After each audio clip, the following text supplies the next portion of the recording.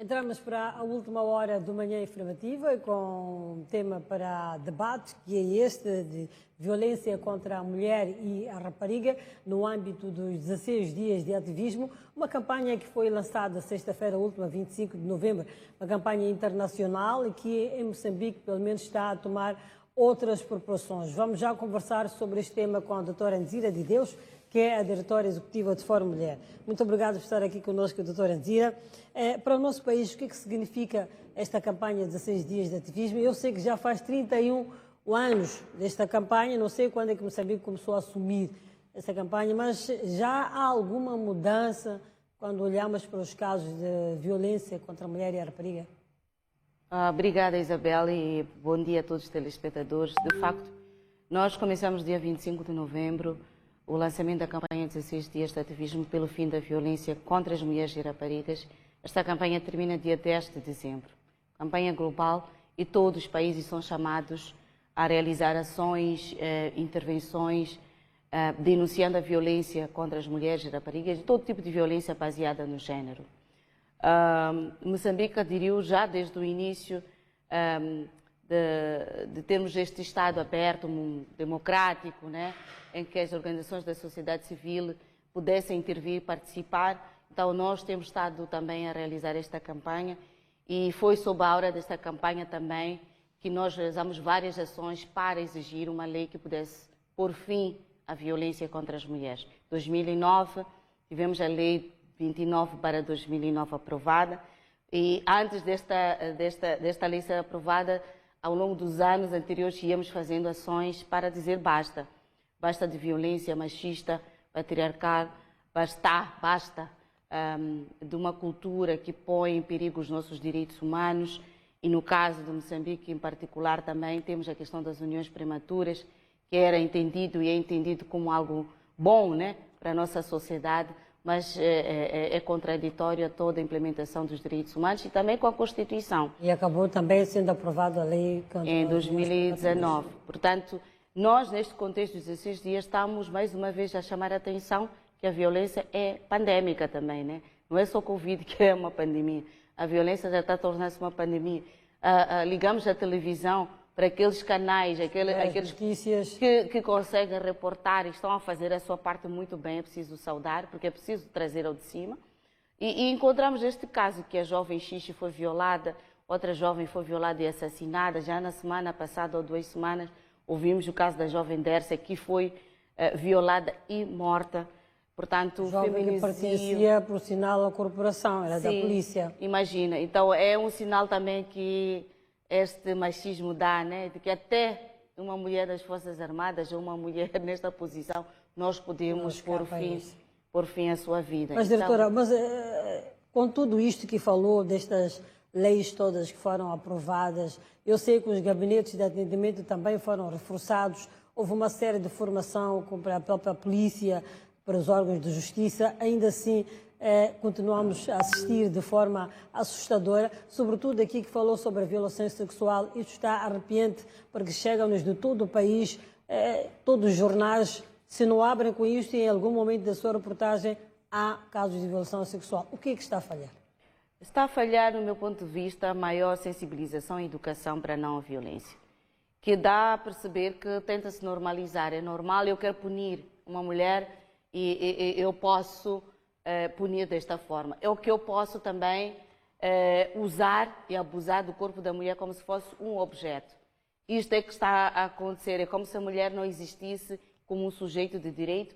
É como se fosse só um mero personagem que está aqui na nossa sociedade para servir os interesses de um ou outro grupo.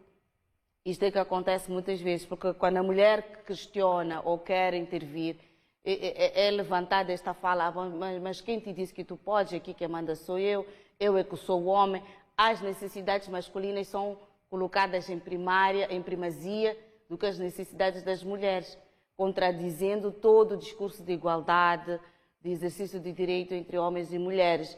Então, é preciso mudar essa narrativa, é preciso mudar esta forma de estar na nossa sociedade, esta educação que estamos a transmitir no nosso dia a dia. Alguma coisa tem que se fazer. E mesmo nas famílias vemos os aconselhamentos, ou aguenta, Ele é o chefe da casa e o marido, portanto tens que o respeitar. O respeitar quer dizer que o homem pode faltar respeito à mulher, pode levantar a mão. E sempre a culpa é da mulher porque fez alguma coisa para merecer aquele tipo de punição. Nada justifica a violência, Isabel. É o que nós temos estado a dizer. O diálogo é a melhor forma para resolvermos as diferenças e no caso das mulheres que são violentadas, elas têm que denunciar, porque nós temos um mecanismo que protege. Este que é o outro problema. As pessoas já não denunciam. Já há um receio, olhando para essa legislação que foi aprovada, por exemplo, muitos casos de violação sexual e não só, é mesmo a violência física e agressão, quando vão parar na esquadra, até chegam mesmo aos tribunais, o violador é solto. O violador, desse seguinte, está a passear a classe e ainda ameaça. Pois. Isto não deixa seguro nem sossegado nenhuma mulher. A impunidade. Este também foi um slogan que nós levantamos na sexta-feira. Basta de impunidade. Não é só no caso da violência, é em todos os aspectos sociais, né? E aspectos ligados à nossa convivência, né? Quem comete um mal, um erro, tem que ser sancionado por isso, né? A impunidade cria o caos, e dá a perceber que qualquer um pode acordar, fazer, desfazer, nada vai acontecer. O nosso sistema de justiça tem que começar a funcionar, e tem que funcionar para as mulheres, tem que funcionar para as jovens, tem que funcionar para todos os cidadãos. O que nos transparece é um pouco disto: a corrupção está ali colocada, o agressor, o violador, consegue corromper alguns agentes e é solto, a família vai pagar. Então, e depois fica esta forma de estar que perpetua, né? Esta anarquia que nós estamos a observar. E se alguém não faz barulho, a coisa fica assim. Nós não podemos permitir uma nормalização de atos errados, negativos na nossa sociedade. Que sociedade nós estamos a criar, então? Devia-se melhorar alguns aspectos desta lei? Não é questão da lei, é mesmo da nossa postura. Compreender que é direito humano primeiro. Nós temos que trabalhar, acima de tudo, na prevenção. É verdade que temos que ter resposta, os serviços têm que estar lá para atender, porque nem todo mundo consegue compreender, por mais educação que você dá, não vai conseguir compreender. Então, esta pessoa tem que ser retirada do convívio, tem que ser sancionada, porque quando a gente coloca, né, em regime de prisão ou pagar a multa, é para reeducar esta pessoa, não é? Para fazer compreender que a sua atitude, os seus atos não estão corretos. Então, os serviços também têm que estar lá. Porque há muita mulher, de facto, que tenta denunciar e não encontra esta resposta por parte dos gabinetes de atendimento, que fazem questões, começam a perguntar o que é que você fez, o que é que você deixou de fazer, e depois na conversa, no contar, no relatar dos fatos, começa-se a dizer, mas então o teu marido tem razão. No caso, depois começa-se a argumentar que ele é o chefe da família, o provedor. É o provedor e por ser o provedor não pode ser retirado, não pode ser preso. Não fica assim, não pode ser assim. Não pode ser assim. Nenhuma vida é justificada por esta atitude, porque o que acontece com a violência é que vai retirando a vida aos poucos da pessoa, até que chega um dia que, de fato, desfalece. Os atos de agressão criam, se formos olhar para a questão de saúde, mesmo o corpo, os atos de agressão física vão tirando vida a algumas partes do nosso corpo e criam danos. Alguns danos que não são visíveis. E outros que nos levam para a vida toda. Mas, por outro lado, doutora, estamos aqui a dizer que alguma coisa a falhar pode não estar a falhar, se calhar, se olharmos para o fato de haver mais visibilidade, o fato de a justiça estar a funcionar e não só as comunidades já alertam. O caso até pode não ir avante, mas pelo menos já se sabe que nesta casa uma criança foi violada, que nesta casa há um avô que fez isto. Já cria algum ruído, estes casos já se tornam visíveis, desperta. De alguma forma, estas campanhas estão a ter o seu efeito desejado. Sem dúvida. Eu tenho que, de facto, saudar as organizações da sociedade civil, todas as organizações que estão empenhadas na luta pela prevenção e combate à violência contra as mulheres e raparigas e todas as formas de violência. Porque o erguer a voz é o primeiro sinal de cidadania, né? Estava-se a falar ainda há bocado de cidadania, né? De não tolerar, porque também esta é uma das coisas que nós temos que colocar. Como cidadãos, como pessoas, como moçambicanos, não podemos aceitar, não podemos tolerar. Esta violência que estamos aqui a falar é, no caso, a violência doméstica ou violência entre parceiros, mas também a violência que está acontecendo no norte do país nos preocupa.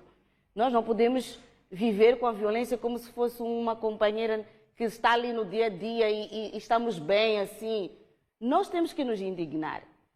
E é isso que nós fizemos na sexta-feira. Fomos à rua dizer basta de violência. E sempre que houverem situações de violências de um nível que não responde à nossa forma de ser como moçambicano, não nos identifica. A resposta acima de tudo. Não só é que esta violência começa a caracterizar o ser moçambicano. Por exemplo, o que está a acontecer na cidade da Beira. Pois. Que já em menos de um mês assistimos a mais de 14 assassinatos, incluindo violação sexual. Imagina qual é a imagem que nós temos da cidade da Beira, dos cidadãos da Beira, dos homens da Beira que matam, tiram a vida das mulheres. Mas não é um só medo. Homens. Numa das reportagens mostrada havia mulheres também envolvidas, né? No caso, eu concordo, não digo que as mulheres não possam ser. De facto, há mulheres que têm esse comportamento de postura, não sei o quê. Mas no caso dos homens, que nós estamos contra eles, é a forma que a sociedade os educa, é que eles podem o fazer e desfazer. E criam uma situação de medo. É uma situação de medo. Eu tenho medo de pessoas daquela localidade, daquele país, daquela zona. Não é uma boa posição, não é uma boa imagem que se transmite. No caso dos casamentos prematuros, por exemplo, também é a mesma coisa. Estar nos 10 países com altas taxas de uniões prematuras também não é bom. Uma má imagem para o nosso país. É uma má imagem para o nosso país, não é bom. E no caso estamos a falar dos nossos irmãos, nossos primos, portanto, é só para dizer que somos todos convidados e somos todos chamados a agir. E dizer que nós não somos assim. Mas queremos entender, doutora, no fundo, o que está a acontecer, por exemplo, no caso de violação sexual de crianças, violação sexual que parte muitas das vezes dentro da própria casa, quando um avô viola a neta, quando um pai, mas o que está a acontecer? Será que mesmo jovens, estamos a falar do pai, filho, às vezes é o irmão, às vezes é um grupinho da zona, que acham que é normal violar uma criança de 2, 3 anos? Bom, isso primeiro tem a ver com essas impunidades que estamos aqui a falar. Acontece muitas vezes as pessoas não denunciam, não chamam atenção e vai ficando por ali. Ele vai se tomando aquilo como um ato normal. Não pode ser. Segundo é a falta de denúncia também. As pessoas não falam por ter medo de envergonhar a sua própria família. Eu não quero expor a família, não quero expor a criança, não quero expor a pessoa que sofreu a agressão. É de direito, vai continuar mas vai continuar, não vai fazer aqui, vai fazer no outro lado. Portanto, esta impunidade e esta normalização, voltamos ao ponto da naturalização, nós podemos fazer e nada vai acontecer. Ou estou a fazer porque é-me de direito eu fazer isto. Eu posso dispor quando quero deste corpo feminino, né? Posso abusar e desabusar, porque eu tenho que me satisfazer. Esta ideia de que o homem deve se satisfazer a todo custo, porque ele tem necessidades mais do que não sei quem, é justificado na sociedade, tende a se justificar. Não pode. É crime. É meu corpo. Nós dizemos meu corpo é meu espaço, meu território, não pode ser violado. Então, dizer este barulho no sentido positivo, de sensibilização, de alerta, faz-se mais sentido aqui nas grandes cidades, nas comunidades, onde o homem se acha no direito de fazer isto com quem quiser. Ainda não se ouve muito. Estamos a trabalhar, Isabel, na verdade não é bem assim que nós estamos, de facto, porque não temos todos os meios, o país é extenso. Não é possível que todas nós, Ondira, consiga estar em todo o país, mas temos organizações da sociedade civil em todo o país, como membros do Fórum Mulher, que estão a levar a cabo ações nos distritos, em parceria com líderes comunitários, porque também temos que ter alianças com líderes comunitários, líderes religiosos, porque também tem esta percepção, esta cultura de que o homem pode dispor. Pode ser que ainda não seja totalmente suficiente. A própria religião, as próprias igrejas deviam ter aqui um papel para poder passar essa mensagem a partir da própria igreja. Sem passar dúvida. Isto não é só o papel da sociedade civil e de todos nós. Mas gostaria de ouvir o seu comentário, doutora. Também há um outro lado de mulheres esclarecidas, mulheres bem posicionadas que ainda aceitam de forma tímida este tipo de violação, ou seja, são violadas, violência física, verbal, sexual, convivem com isto. Eu posso estar aqui a falar, eu disse com o convidado na sexta-feira, sou esclarecida, mas isto posso estar a sofrer isto em casa. Mas dou caras aqui como se estivesse tudo bem, que vamos denunciar, vamos combater, mas eu estou a passar por isto. Bom, nós não julgamos, não podemos julgar ninguém por denunciar ou não denunciar, cada um tem o seu tempo, né, para poder fazer a ruptura. O fato é que ela tem que saber que pode viver uma vida livre de violência. Leva tempo. Uma das atitudes, uma das formas de ajudar as pessoas que vivem violência, estão a passar, é escutá-las. Dar este tempo para elas poderem expor. Uma das ações.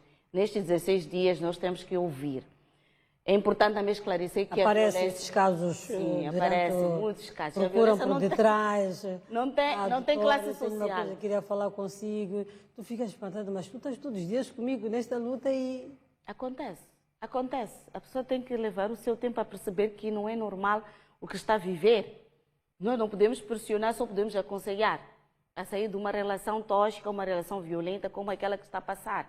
Que ela pode conseguir enfrentar o mundo sem ter ao lado esse estatuto de casada aqui. Na sociedade você só tem valor se é casada, né? Se tem marido, se tem parceiro. É possível. É possível. Não estamos aqui para destruí-la, estamos a dizer que esta relação não é boa. Aí, como é que vocês reagem às críticas quando chegam aqui? Vocês estão a instruir as mulheres a estragarem os lares. Um lar não saudável não é lar. Um lar é um lar saudável. Um lar é um lar cheio de amor.